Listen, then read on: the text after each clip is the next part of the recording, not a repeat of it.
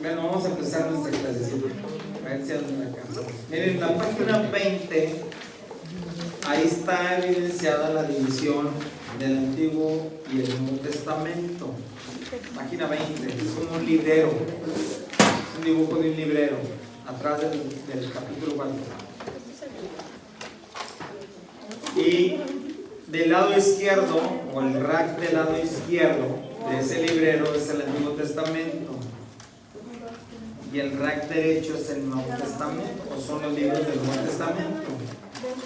Ahora, el Antiguo Testamento está dividido en el Pentateuco o los libros de las leyes, luego están los libros de historia, luego están los libros de la poesía, profetas mayores y profetas menores. Los libros de las leyes son Génesis, Éxodo, Levítico, Números, Deuteronomio. Los libros de historia son Esther, Nehemías, Esdras, Crónicas 1 y 2, Reyes 1 y 2, Samuel 1 y 2, Ruth, Jueces y Josué. Los libros poéticos son Job, Salmos, Proverbios, Eclesiastés, Cantares. Y luego vienen los profetas mayores, Isaías, Jeremías, Lamentaciones, Ezequiel, Daniel. Y luego vienen los profetas menores, Oseas, Joel, Amós, Abdías, Jonás, Miqueas, Nahum, Habacuc, Sofonías, Ageo, Zacarías y Malaquías. ¿En qué? No te preocupes, si sobraron y déjanos. ¿Cuál es la diferencia? ¿Por qué profetas mayores y por qué profetas menores? Pues porque si ven los libros de los profetas mayores, están un montón de capítulos, pero montones. Y los profetas menores traen de 2 a 3 capítulos, de 1 a 3 capítulos, no más, está muy sencillo. Luego vienen los libros del Nuevo Testamento. Ahorita vamos a entrar con enjundia, Primero están los libros biográficos, que son Mateo, Marcos, Lucas, Juan, que es la historia del Señor Jesús en 4 formas distintas. Y luego viene la historia, que es el libro de los Hechos, solamente un libro, el libro de los Hechos, es el que trae la historia. Y la historia es después de la resurrección de Jesucristo. Pregunta: ¿cuántos capítulos trae el libro de los Hechos?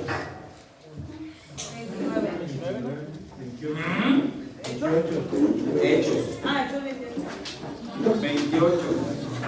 ¿Alguien trae una Biblia que me diga cómo termina el último versículo del capítulo 28 del libro de los Hechos? No termina con amén. ¿Quieres dar la clase? No, tú estás preguntando y yo estoy contestando. Dije, alguien lea, por favor. El último versículo. El último versículo del capítulo 28 del libro de los Hechos. Predicando el reino de Dios y enseñando acerca del Señor Jesucristo con toda libertad y sin impedimento. Perdón. Y ya. Y ya. Que me lengua la traba. No dice amén al final. No. Y el resto de los libros dicen amén, porque termina. El libro de los Hechos no termina. Así que el libro de los Hechos tiene continuidad, que se está escribiendo todos los días. Hechos 29 somos tú y yo, dando continuidad a la historia de la iglesia del Señor. Luego vienen las cartas paulinas, es todo lo que escribió el apóstol Pablo, que fue Romanos, la primera y segunda de Corintios, Gálatas, Efesios, Filipenses, Colosenses, Tesalonicenses 1 y 2, Timoteo 1 y 2, Tito y Filemón. Y luego vienen las cartas generales, que son las de los apóstoles. Viene el libro de Hebreos, bueno, ese no tiene autor como tal. Yo pienso que es el doctor Lucas, pero no hay un autor referenciado. Luego viene la carta del apóstol Santiago, luego primera, segunda de Pedro, luego primera, segunda y tercera de Juan, y al final Judas. En la carta de Santiago, pónganle ahí, hermano de Jesús, Para los que no sabían, Santiago era hermano del Señor Jesucristo. Santiago es el primer pastor de Jerusalén después de la resurrección de Cristo. Y todo aquel que se llama Santiago, sus papás terminan de pastores.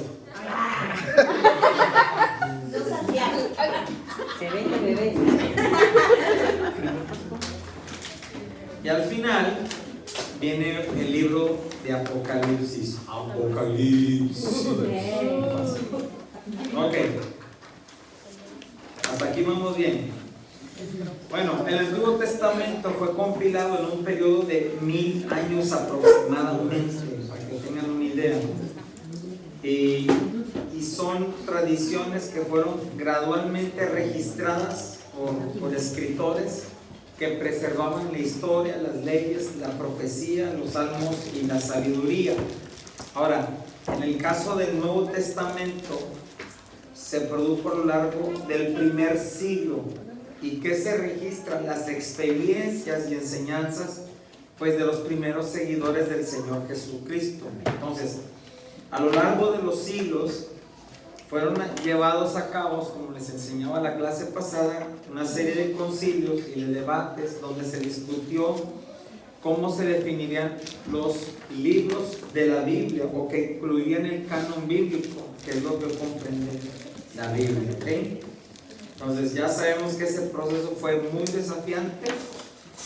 Fui enseñándoselos la clase pasada y es algo que tenemos que tomar en cuenta. Bueno, en el Antiguo Testamento, que no es otra cosa que una colección de libros o de escritos sagrados que cubren el periodo muy significativo de la historia y de la fe del pueblo de Israel. Ahorita voy a traer un pedacito de la historia.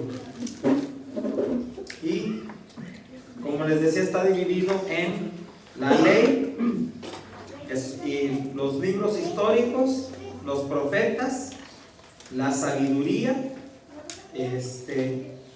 y lo que comprenden Pentateuco histórico, poético, profético, Entonces, en el Antiguo Testamento lo que nos muestra es una visión general de las creencias, prácticas, narrativas y enseñanza, ojo, que le dieron forma a la identidad y a la religión del antiguo Israel. ¿Ok? Fíjense bien, ¿qué está haciendo el Antiguo Testamento o qué hizo el Antiguo Testamento? Le dio forma a la identidad y a la religión, pero escuchen, del antiguo Israel. ¿Ok? Esto es importante. Entonces nos damos cuenta que desde la historia de la creación, incluyendo los patriarcas, la liberación del pueblo de Egipto, la formación de la nación de Israel, los reinos de Israel y de Judá, que ahorita voy a hablar de ellos. Después vienen los salmos, las alabanzas, el lamento, la sabiduría, proverbios, profecías. Todo eso ofrece una cantidad de contenido espiritual, ético e histórico para cada lector de la Biblia. ¿Qué contiene? El contenido es espiritual, ético e histórico del pueblo de Israel. ¿Okay? Ahora, ¿qué leemos en el Antiguo Testamento? Nos encontramos relatos de la creación, las leyes y los mandamientos, la historia y el liderazgo y el fracaso de Israel como tal, además de la poesía lírica, la sabiduría práctica y mensajes proféticos. Todo eso es lo que vamos a leer en el Antiguo Testamento. ¿Qué es importante destacar del Antiguo Testamento? Entender que es la base esencial para comprender las raíces del judaísmo y el contexto cultural en el que se desarrolló el cristianismo. Otra vez, esa parte subrayen, está en su hoja 23. Es la base esencial, está en el segundo párrafo.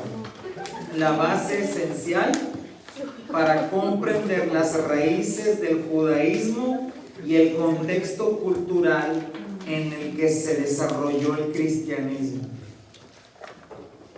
O póngale por ahí abajito: sin Antiguo Testamento no hay Nuevo Testamento. Usted no tiene otro color. Ahora, ¿Puede repetir esa parte? está ahí tu segundo párrafo, la base. ¿Cuál? Parte de la Que lo sinagoga. apuntáramos, lo que lo apunten esto. Aquí es la base esencial para comprender las raíces del judaísmo y el contexto cultural. Ahí está. Ya la apunté. Ok. Ahora, ojo con esto. Literalmente la Biblia es la historia del pueblo de Israel. ¿Qué tiene de relevancia eso? Que está escrito en un contexto cultural, donde evidentemente nosotros no vamos a encajar del todo. Por eso hay partes de la Biblia que parecen ser esenciales, pero la verdad no tienen esencia.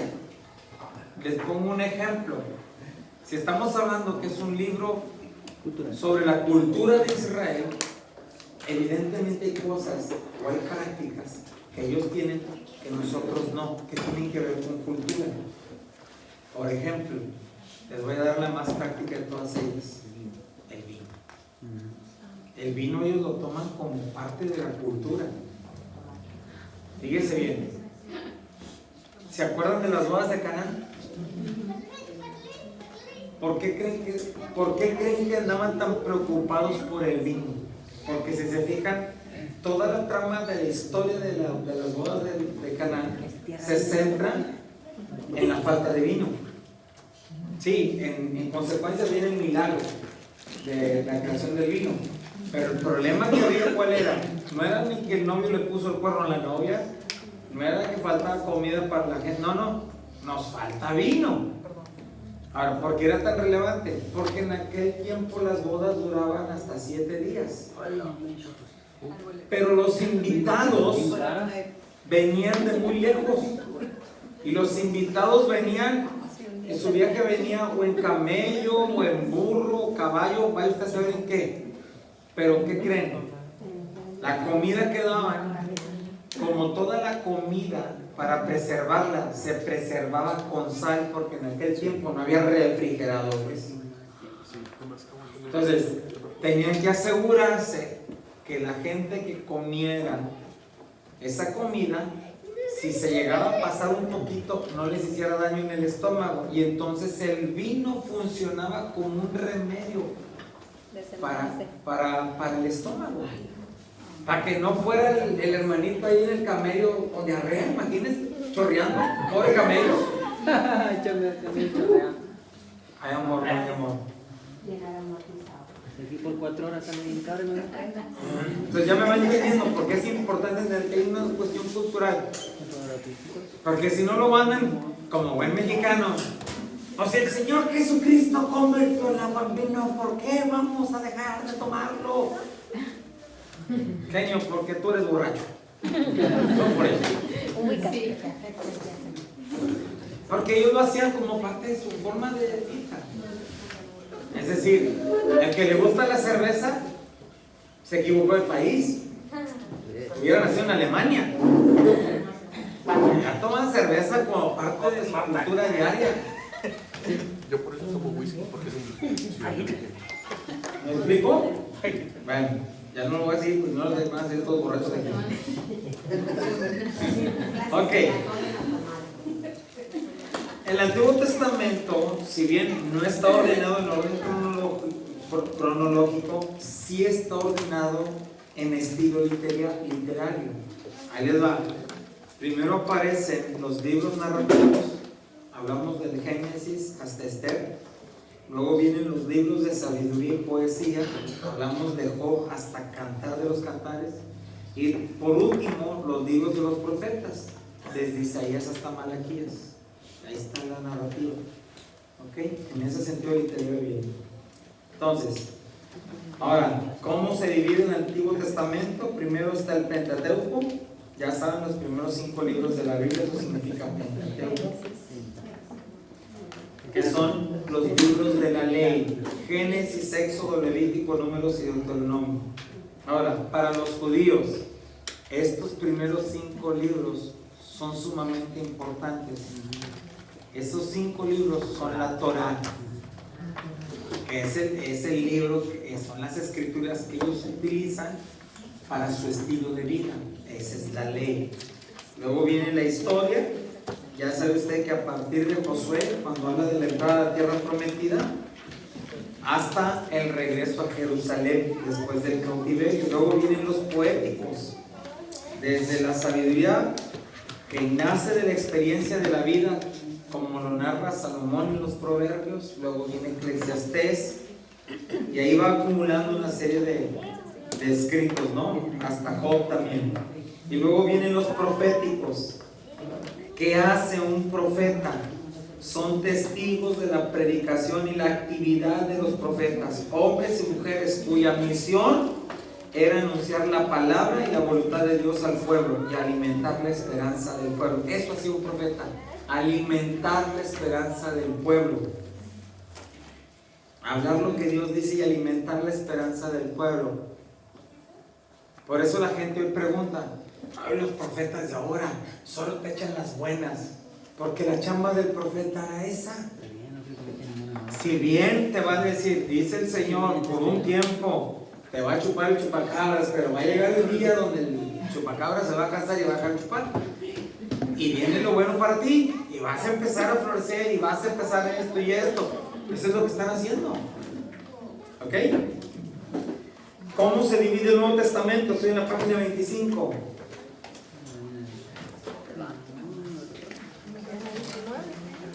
Se divide en biografía, históricos, cartas paulinas, cartas generales y profecía. Entonces, estos escritos describen la vida, la enseñanza y el legado de Jesucristo. Eso es el Nuevo Testamento: la vida, las enseñanzas y el legado del Señor Jesucristo. Y obviamente la formación de la iglesia primitiva, la iglesia cristiana primitiva. Entonces, vemos también que además de los libros biográficos que hablan del Señor Jesús, están los libros históricos, que es Hechos de los Apóstoles, que registran el crecimiento de la iglesia. Y después vienen las cartas paulinas, que nos hablan de los viajes. Bueno, no, el libro de los Hechos también nos habla de los viajes misioneros de Pablo y otros capítulos más, ¿ok? Después de eso ya vienen las cartas paulinas. Ahora, el Nuevo Testamento termina con el libro de Apocalipsis. Ya conmigo, Apocalipsis. Esto es una visión apocalíptica de Juan, que trata del fin de los tiempos y la victoria final de Dios sobre el mal. ¿En qué momento se escribe el Apocalipsis? Juan es tomado y exiliado a la isla de Patmos.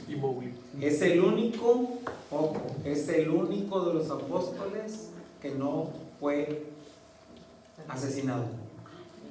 ¿Juan? Juan es el único. Los demás, todos los agarraron y se los echaron. ¿Alguien sabe cómo murió Pedro? Crucificado de cabeza, porque dijo: no soy digno de recibir la muerte como mi Señor Jesucristo. Y se voltearon la cruz. ¿Cómo que andas, hombre, compadre? Juanito. ¿Por qué Juan es el único que no matan? ¿Alguien sabe? ¿Alguien tiene una idea por qué es alguien? Bueno, muy buena, porque tiene que ser testigo para escribir el Apocalipsis. No le dijo Jesús: si yo quiero que tú quedes hasta que yo venga.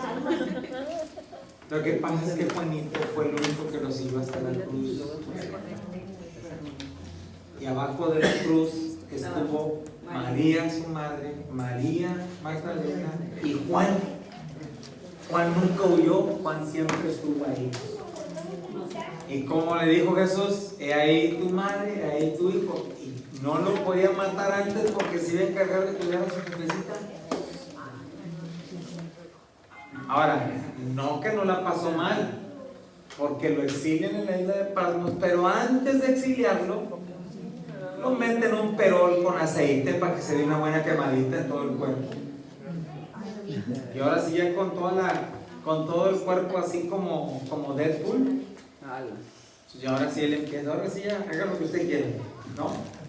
Y ahí es donde nace en la isla de Patmos el Apocalipsis. Entonces, el Nuevo Testamento es una colección literaria que relata la vida de Jesús, el establecimiento de la iglesia primitiva y las enseñanzas de los apóstoles. ¿Qué nos ofrece el Nuevo Testamento? Una orientación espiritual, ética y teológica a los seguidores de Jesús, y obviamente es la fuente central de inspiración y autoridad para nosotros los cristianos. Ok, ahora, ¿cómo está dividido? Evangelios, historia, que es el libro de los Hechos. La esencia del libro describe las acciones de los apóstoles, esencialmente de Pedro y de Pablo. Y obviamente el evento más clave del libro de los Hechos pues es la ascensión de Cristo al cielo, ¿verdad? Y la venida del Espíritu Santo en el Pentecostés. También ahí es donde se narran todos los viajes misioneros de Pablo. No en las cartas paulinas. Las cartas paulinas son los escritos que él dirigió a esas iglesias. Pero en Hechos ustedes van a leer toda la historia de los 3 viajes misioneros del apóstol Pablo. ¿Ok? ¿Qué hacen las cartas paulinas entonces? Abordan las cuestiones teológicas, éticas y prácticas y nos ofrecen instrucción y aliento a nosotros como cristianos. Luego vienen las epístolas generales. A las epístolas generales. Hebreos, que se denomina como una carta anónima porque no hay un autor como referencia, pero por el estilo literario de la carta, yo, como algunos teólogos, deduzco que es el doctor Lucas. Doctor Lucas es el que escribió el Evangelio de Lucas, que le cuenta a su amigo Teófilo cómo sucedieron las cosas. Una vez que le cuenta toda la historia de Jesús, luego Lucas escribe la historia de los Hechos y escribe el libro de los Hechos. Va haciendo una narrativa de todos los sucesos. Así que por ahí, yo creo que por ahí va el tema del libro de los Hebreos con él. Entonces, ¿qué hace el libro de Hebreos? Explora la relación entre el Antiguo Testamento y la persona del Señor Jesucristo. Y ahí nos pasamos obviamente a Santiago, Pedro y Juan y Judas. Al final, pues está el Apocalipsis. ¿Qué dice Apocalipsis 3:11 ahí al final de la página 27? Vengo pronto, aférrate a lo que tienes para que nadie te quite la corona. Muy bien, terminó el capítulo 5. Ya vamos entrando ahorita. Estamos avanzando bastante y Estamos avanzando bastante porque esto es algo muy general, muy preliminar. Ya vamos a entrar en la carnita. ¿Ok? Capítulo 5, cronología de los principales acontecimientos desde el Génesis hasta el regreso de Jesús. Entonces, comprender la Biblia cronológicamente es esencial para tener una visión clara y atractiva de la narrativa bíblica. Ojo, ahorita vamos a ver la Biblia como está, no la cronología de la Biblia, eso lo vamos a ir viendo paulatinamente. Ahorita van a ver libro por libro cómo está desarrollada la Biblia. Entonces, ¿qué nos permite ver? ¿Cómo va actuando Dios a lo largo de la historia humana? Y cómo va cumpliendo cada promesa y cómo trae redención a nuestra vida y demostrándonos sobre todo su amor y su gracia. Entonces, cuando profundizamos en las circunstancias históricas y culturales en las que ocurrieron los acontecimientos, nos proporciona un rico contexto para interpretar y aplicar las enseñanzas bíblicas a nuestra vida hasta el día de hoy. Ahí les va el orden de las cosas. En su página 29, todo empieza con la creación. Cuando Dios crea el universo por su palabra. Luego viene la creación del ser humano, Adán y Eva, y los hace a semejanza de él para cuidar su creación. Después viene la caída del hombre. Y cuando el hombre peca, lo que está haciendo es que rechazó a Dios y por tanto tiene que ser expulsado del Edén o del jardín del Edén. Y ahí vamos a ver un poquito, en esa parte de la caída del hombre, comienza la historia de la proliferación de la humanidad. ¿Cómo la humanidad se desarrolló?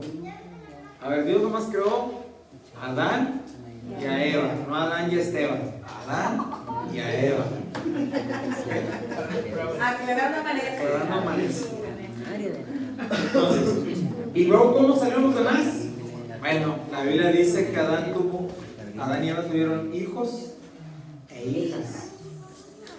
En aquellos tiempos se iban uniendo y se iba haciendo la proliferación humana. Iban creciendo. Ahora, entiéndase que en aquel tiempo, después les voy a platicar cómo está el tema científico, pero en aquel tiempo el ser humano duraba cientos de años. Así que la capacidad reproductiva del ser humano era superpotente. Es decir, no es como hoy tenemos 1, 2, ya los conejones pues tienen como 5, ¿verdad? Y va bajando el número, porque yo todavía, en mi niñez, una de mis vecinas tuvo 13. Evidentemente no había tele, ¿no? Ni PlayStation ni nada de eso. Y para acá no le gustaba la lotería. Entonces, como que no tenía otra cosa en que entretenerse la hermanita. Así que tuvo 13 huercos. Pero hoy en día, pues nos han ido instruyendo que, oigan, pues una familia pequeña, pues es mejor, vive más cómodo, se puede hacer más, etcétera, etcétera. Hay a quien le vale queso y se avienta así. Y hay quien hace caso, nomás tiene uno. Cada quien es por gusto, ¿no? Entonces, ahí sí, de esa manera es como se fue proliferando la humanidad. Luego viene Noé y el diluvio. Y Dios inunda la tierra, ¿por qué? ¿Alguien se acuerda? Por el pecado del hombre. Literalmente Dios llegó a un momento y dijo: no soporto más este asunto. Ojo. Viene el diluvio. Dijo: me arrepiento. Y solo quedan Noé, sus hijos, sus nueras. Y otra vez, a partir de ¿cómo se llaman Jafet, Set y Cam, comienza otra vez la proliferación de la tierra. ¿Sí está bien dicho? Proliferación. Se me pegó lo de bebé. Bueno, dígame. Cuando Dios dice eso ¿de proliferar la tierra? No, cuando dijo como que se arrepentía de haber creado al hombre, ¿no? ¿Qué onda con eso? O sea, tal como que, porque para mí arrepentirse es como que la regué, ¿verdad? Obviamente Dios no la regó, pero ¿qué onda con eso? No le agradaba la actitud de los seres humanos. El pecado estaba abundando. Es que miren, ahí les va. Hoy en día queremos normalizar algunas cosas que desde la antigüedad ya eran. ¿Okay? ¿Cuál era el problema en los tiempos de Noé? Como en Sodoma y Gomorra, todos contra todos. Ese es el problema. Es decir, fíjense bien, el hombre duraba cientos de años. ¿Su pasatiempo favorito cuál era? Acostarse con la mujer.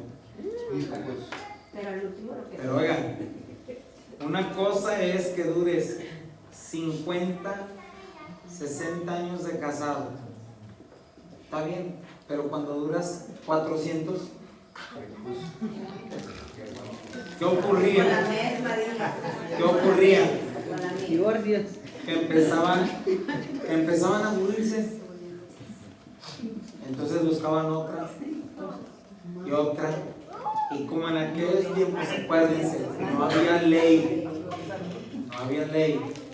así que hacían lo que les venía en gana. Entonces se podían meter con quien fuera, nadie iba a decir nada. Y cuando ya se cansaban de mujer, Con perro. con hombre. Y luego sí, con animales, porque terminaban dando con animales. Ahí en ese momento es cuando Dios dice, oye, ya me arrepentí de estos vatos, tan locos. Porque los hice con un propósito, y hay un propósito para su vida, incluso en la intimidad. Pero estos ya se alocaron. Ya ven al chango hermoso, amálete más. Entonces, esa es la realidad, por eso se arrepintió el Señor. Entonces, viene el tiempo de Noé, otra vez a rehacer la tierra. ¿Okay? ¿Cómo nacen los idiomas? Como en la Torre Esa Babel. Torre de Babel. Página 30. Cuando se pusieron de Se pone de acuerdo el pueblo y dice, oye, ahora, no era tan mala la idea de la Torre de Babel, ¿eh? Ellos querían ir a Dios, pero no era la manera. Así que si los dejo, si llegan a matarse, mejor que le paguen. Y los confunden las lenguas. De ahí viene la historia de Abraham, la promesa de Dios de bendecir a Abraham y a todos los pueblos a través de él. Obviamente de ahí llegamos hasta José, en Abraham, Isaac, Jacob, y luego de ahí aparece ya el hijo de Jacob, José, que llega a ser el segundo hombre más importante en Egipto, y él lleva a todo Israel a Egipto, o a los hijos de su padre a Egipto, y comienza a nacer Israel como nación dentro de otra nación, no en su nación. Ojo, es importante el tema de Abraham, porque dice, todo comienza con Abraham cuando Dios le habla por primera vez. ¿Y qué le dice? Salte de tu tierra y de tu parentela, la tierra que yo te indicaré. La tierra que Dios debe indicar es la que al final de cuentas, después de que Moisés aparece y se queda la travesía en el desierto y aparece Josué, la tierra prometida es la tierra que Dios le estaba indicando a Abraham. Es esa tierra, para que vayan agarrando onda. Después de José viene la liberación de, ustedes ya saben, del pueblo de Israel de Egipto. Saca a Moisés a toda la banda y llegan al monte Sinaí. ¿Qué ocurre en el monte Sinaí? Dios le entrega los 10 mandamientos o las tablas de la ley. Luego le da una serie de ordenanzas, entre ellas le dice, hazme un tabernáculo. ¿Qué es un tabernáculo? Pues es literalmente una carpa. Después vamos a ver, les voy a dar una enseñanza del tabernáculo completita, mi padre. Entonces, y ese tabernáculo era capaz de quitarse y ponerse porque hacían una peregrinación por 40 años en el desierto, donde Dios decía, váyanse para allá, ahí, y ahí se paraban, y donde se paraban había que armar el tabernáculo. Y de ahí pasó todo lo que pasa hoy. Y sí, pero bueno, levántalo otra vez. Vámonos. Y así. Ok. De ahí llegamos pues con Josué a la tierra prometida, a la tierra de Canaán. Aquí empieza la parte importante. Ahí les va. Desde el momento en que llegan a la tierra prometida, ya que tienen los mandamientos, ahora tienen un problema. Israel no se sabe comportar porque no tiene quien les dé orden. Entonces aparecen los jueces. ¿Quiénes eran los jueces? Parte de la cronología de la Biblia, usted tiene que entender que los profetas eran parte de los jueces, porque leemos el libro de Jueces y sí vemos algunos nombres importantes, pero ¿qué crees? Los profetas también eran jueces. El último juez de Israel, ¿quién fue? Samuelito. Samuel fue el último juez. ¿Qué ocurre con Israel? Se cansan porque empiezan a ver, ahí les va, porque vamos a entrar a una parte importante de esta enseñanza hoy. Los israelitas se empiezan a fastidiar de los jueces, porque literalmente había que esperar a ver qué decía Dios a través de ellos. Y empiezan a ver a las demás naciones y dicen, oye, las demás naciones tienen un rey, y el rey da la orden y a lo que diga el rey. Y empiezan a decir, queremos rey, queremos rey. Entonces Samuel, como el último de los jueces, habla con el Señor y dice: oye, yo no estoy muy de acuerdo en esto, Señor. Y dice el Señor: yo tampoco, pero dáselos. Y nace entonces, o aparece entonces, el primer rey de Israel, llamado Saúl. Entonces, ¿qué onda con Saúl? Desobedece a Dios. Y como desobedece a Dios, Sustituido. Dios lo destituye. ¿Con quién? Antes de que Saúl fuera retirado del reino, le ordena a Samuel: ve y unge un hijo de Isaí de Belén. Va y unge al más pequeño de ellos, al que era el que cuidaba las ovejas, David. Después de una serie de persecuciones y se mató al gigante y todo eso, David queda instaurado como el rey de Israel, el segundo rey. Y Dios hace un pacto para establecer su trono para siempre. Entonces, el reino de David, cuando vino Jesucristo, se volvió a establecer, pero es un reino que quedó para siempre. ¿Ok? Y luego, David, después de toda la serie de acontecimientos de su vida, al final de su tiempo, pues, dentro de los muchos hijos que tuvo un hijo llamado Salomón, que fue el tercer rey de Israel. Pónganle allá abajito de Salomón en la página 32. Pónganle: el último rey del Israel unido. Que esta es la parte que quiero llegar con ustedes. El último rey del Israel unido. Puso David. Y luego de Salomón, Salomón tuvo dos hijos, Roboam y Jeroboam. Y Roboam quedó como rey después de Salomón. Y aquí es donde llegamos en la página 33, arriba, que dice: el cisma, el reino dividido. Ahora, ¿por qué se divide el reino? Miren, el reino se divide de esta manera. Ahí les di unas hojitas que a mí hizo el favor Giovanni de pasárselas. Esta que tiene los nombres de los reinos. Entonces, en esas hojitas ustedes van a ver que el Reino Unido empezó con Saúl, siguió con David y luego con Salomón, y luego comienza el reino dividido. Y se levantan reyes, se divide la tierra en dos, en Israel del norte y Judá. ¿Ok?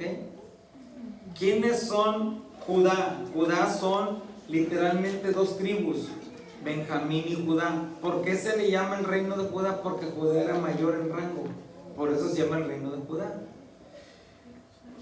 Las otras 10 tribus forman el reino del norte. Ahora, ¿por qué se divide el reino?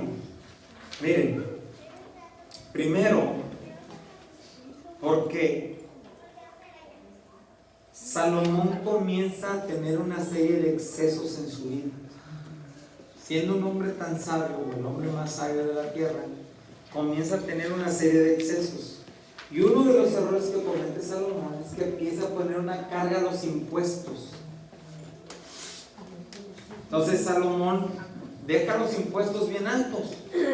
Cuando muere Salomón y Roboam toma el trono, todo el mundo habla con Jeroboam y le dicen: oye, échanos una manita con tu carnal, habla con él, dile que los impuestos están bien altos. Le dice: sí, yo hablo con él. Viene Jeroboam, habla con su hermano, le dice: oye, carnal, deberías de bajarle los impuestos porque la raza pues está agitada, están batallando y pues no se puede vivir. Dice Jeroboam, dice: déjame ver qué puedo hacer.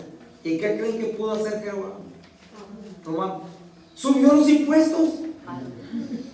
¿Qué propició eso? Que hubiera una revuelta. Y entonces el pueblo se molesta y se disgustan y se terminan dividiendo. Entonces Jeroboam toma las tribus de Benjamín y de Judá y lo toman a él y lo hacen su rey. Y ahí es donde se divide el reino del norte y el reino del sur, que es el reino de Israel, que es el norte, con las 10 tribus y Roboam, y el reino del sur, que es el reino de Judá, con dos tribus, Benjamín y Judá, su rey, su primer rey fue Jeroboam.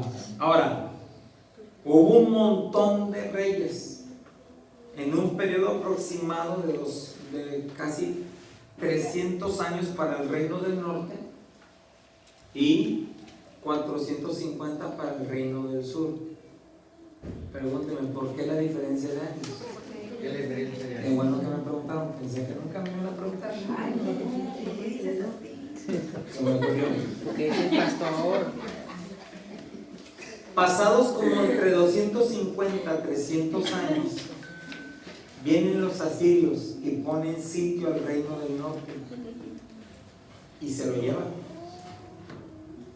Ahí empieza la primera deportación. Estados Unidos. Primero mojado. Los asirios.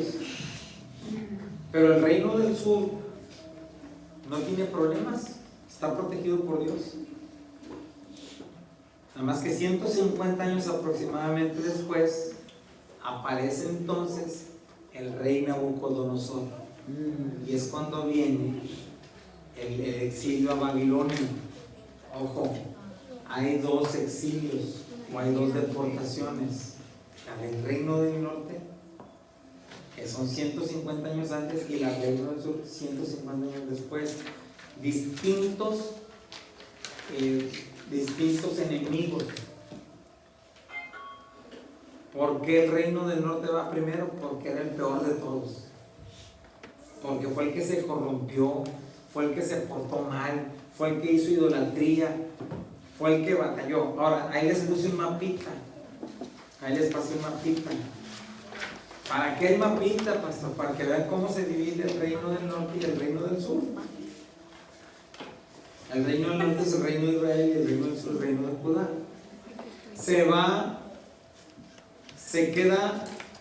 Se queda Jeroboam con el sur, pero el sur comprende la tribu de Judá, donde está el linaje levítico. ¿Dónde vivían los levitas? ¿O dónde vivían los sacerdotes? Jerusalén. Sacerdote. Danos de la alabanza. ¿Dónde vivían los levitas? Judá. ¿Dónde vivían los Ah, levitas? en el templo. Pues en el templo. ¿Y dónde está el templo? Jerusalén. En Jerusalén.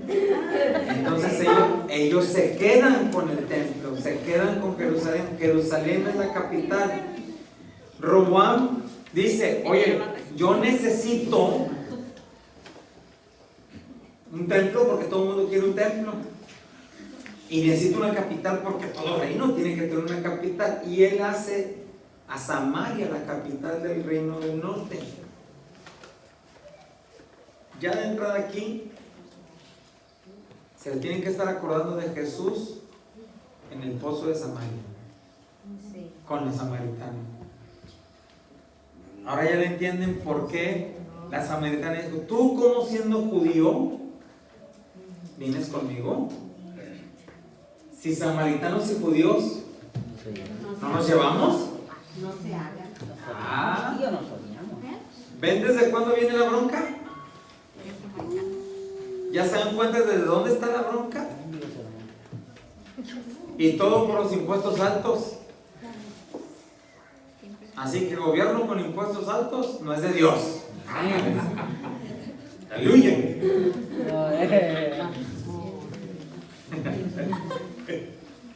Entonces, así es como ocurre el cisma. El cisma es la división del reino, norte y sur.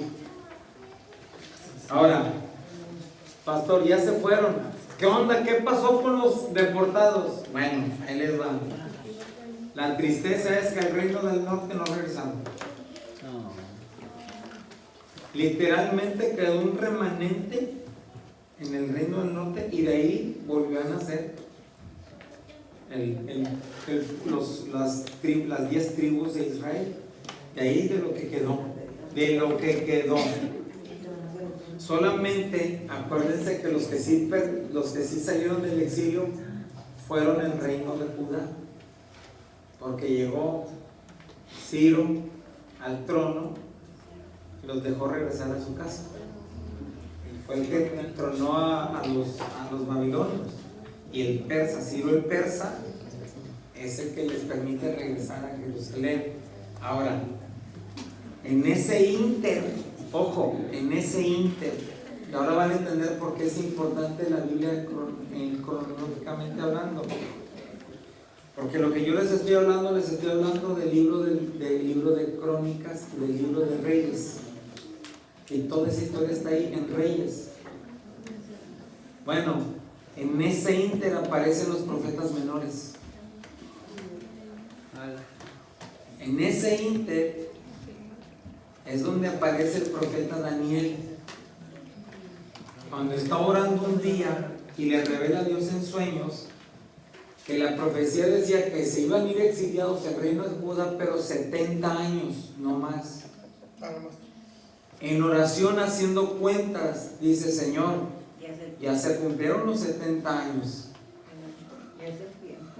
Y ya es el tiempo. Dios escucha la oración y dice: ciertamente. Entonces, tiene que venir el profeta, no Daniel. Viene el profeta y le dice a Ciro: así dice el Señor, llegó el tiempo de liberar al pueblo. ¿Pero yo por qué? Porque está escrito. ¿En dónde? Y le saca las escrituras del profeta Isaías. Y levantaré a mi siervo Ciro, rey. Está en la Biblia. Y le relata las crónicas bíblicas. Dice: ah, caray, están hablando de mí. Sí, de ti, burro. Y tú eres el encargado de liberar a Israel. Y pum, se libera el pueblo de Israel por una palabra profética. Pero qué obediente, porque el otro no quería soltar el Sí, pueblo. sí. Pero esa es la razón. Pues cuando tú ves la Biblia ya cronológicamente hablando, le empiezas a entender qué onda con los profetas, por qué están hable. ¿Dónde está el tema? Pues están ahí. Solo que a nosotros nos van compilando los escritos y nos van acomodando. Por eso es importante conocer la Biblia cronológicamente hablando, porque ya vas comprendiendo cuándo estuvo quién, cada quien en qué momento. Si se dan cuenta, Isaías escribe de Ciro, pero escribe de Ciro 100 años antes. Y luego le revelan decir: oye, aquí dice la Biblia que tú eres el bueno, amigo, suelta al pueblo. Entonces, obviamente, cuando hablamos del cisma, hablamos del reino dividido. Así se divide el reino. Luego viene, obviamente, la caída de Samaria, el exilio de Asirio, la caída de Jerusalén, porque Babilonia destruye todo el templo, no deja nada, lo destruye todo. Y después viene el exilio babilónico. Está la reconstrucción del templo, que cuando hablamos de la reconstrucción del templo estamos hablando de dos profetas menores. ¿Quiénes son? Escríbale ahí, apúntale ahí. Esdras y Nehemías. Tienen que ver con la reconstrucción.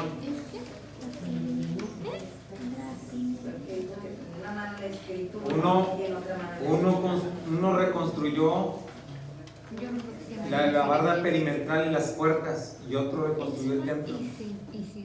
Esdras se encargó con el tema del templo, Nehemías con la barda perimetral, las puertas de Jerusalén. ¿Se acuerdan? Donde dice que con una mano trabajaban y Que cuando sí, que con una trabajaban y que con la otra sostenían la escritura, la espada. Ese era. Ok, de ahí nos vamos a la vida de Jesús, nacimiento de Jesús, la muerte de Jesús, y posterior viene la resurrección de Cristo. Y después de ahí nos vamos a la ascensión en el libro de los Hechos. Después de la ascensión viene 50 días después de la ascensión del Señor. 50 días después viene el Pentecostés. Es cuando aparece el Espíritu Santo y unge a todos los que están ahí. Y entonces comienza el primer sermón de Pedro. En el primero se convierten como 3,000 de un solo golpe. En el primero. ¿Alguien sabe qué predicó Pedro la primera vez?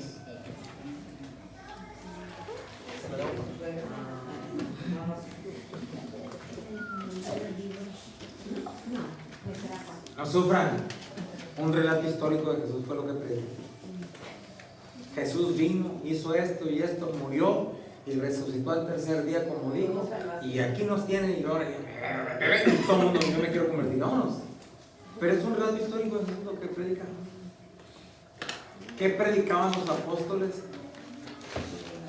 En la gran comisión predicaban el relato de Jesús, de la historia de Jesús, es lo que relataban ellos, esa era la prédica.